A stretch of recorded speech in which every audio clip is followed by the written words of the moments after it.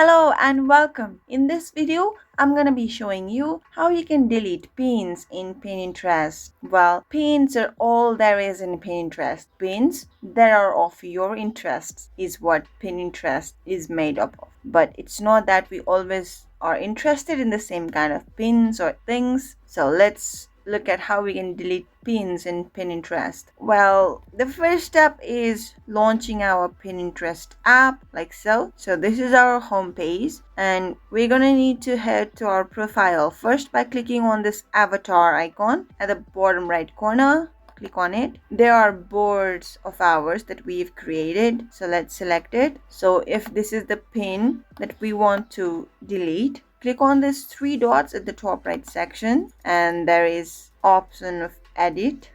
Here we have a trash icon at the bottom left corner. So let's go ahead and click on it. We want to confirm that we want to delete this pin. So let's click on delete and gone. That's how you delete pins in Pinterest, guys. If you found this video helpful, do give this video a big thumbs up. And if you still have any questions or comments regarding deleting pins in Pinterest, do leave them in the comment section. We'll get back to you right away. Until next time, bye-bye.